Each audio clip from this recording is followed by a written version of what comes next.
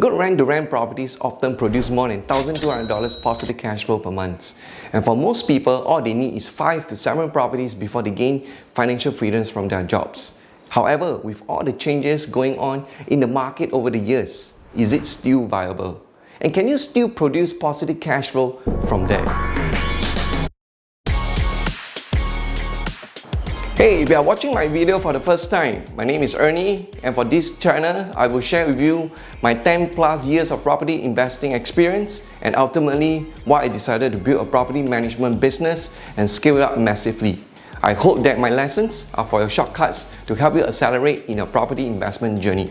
This is episode 1 of my Cashflow OPM Scale Up series, and in this series, what we want to do is to be able to share with you effective strategies and tricks that you can use to create cash flow quite quickly.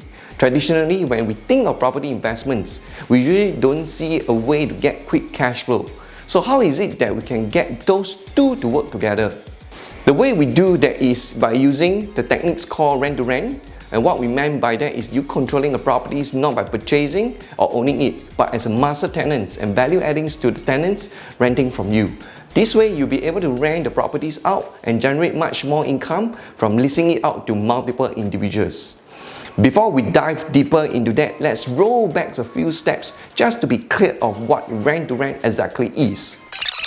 So I believe you've heard of co-living, and is essentially a communal living space that accommodates 3 or more individuals who are not related to each other to live together. It does mean living with other people, sharing facilities such as kitchens and bathrooms. From the tenants' perspectives, some people are very happy to do that so that they can live with others at a lower cost rather than having to live on their own. And often these co-living spaces are fully furnished, which means you don't have to really bring anything with you, and that saves them some cost too. While for others, it might simply be because they're the best option their budgets allows. From the investors and landlord perspective, the reason we want to own and run such a co-living space is really because of the cash flow. They produce more revenues than, for example, a typical single-let units would do. It either leads to an individual or a couple or family.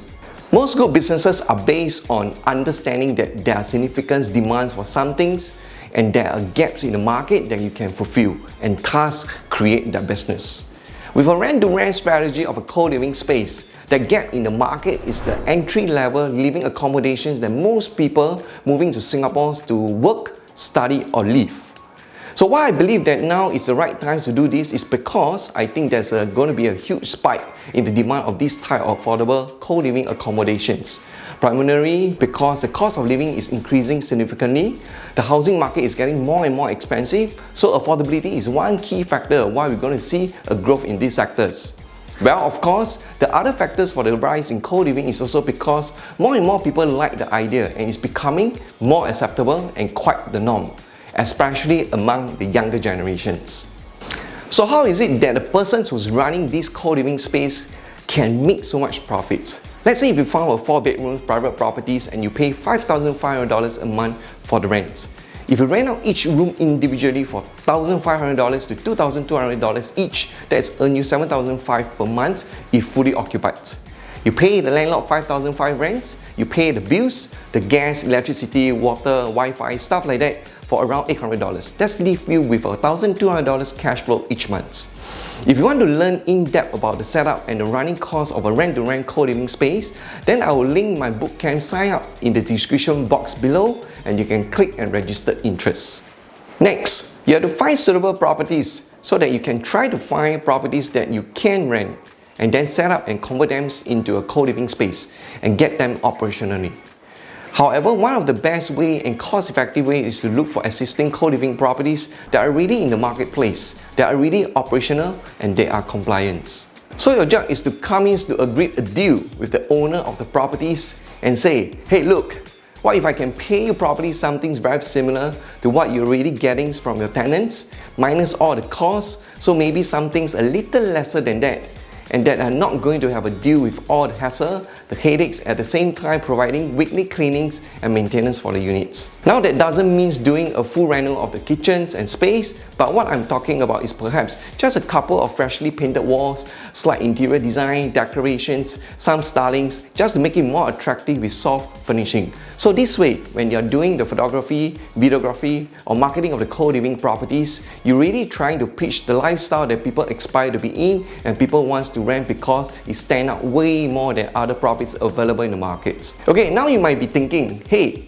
that's going to cost a lot of money. Here's the things. It doesn't have to cost a lot of money.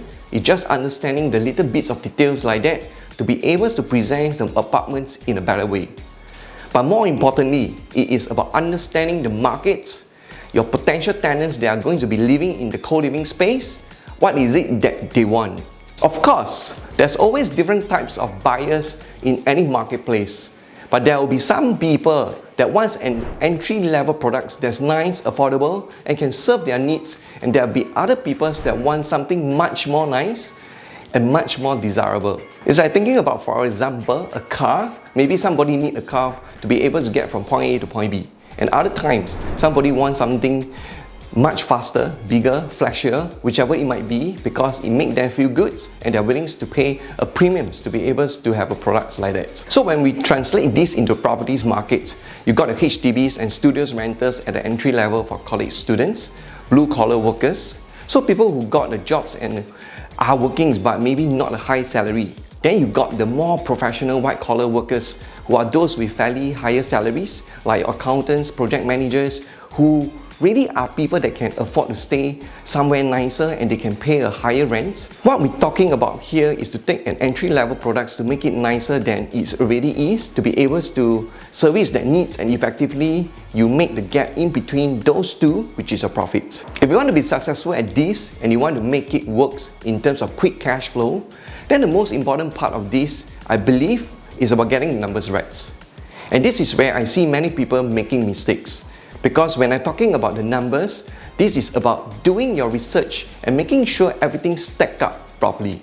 So for example, the rent that you're going to be able to charge when you rent the property out, working out your numbers, being realistic in terms of what rent you'll be able to achieve compared to what already in the marketplace. And also, how much you should actually pay the landlords, because often people overpay because they're just eager to get a deal. But this is the number one things that you will find squeezing your profit margin.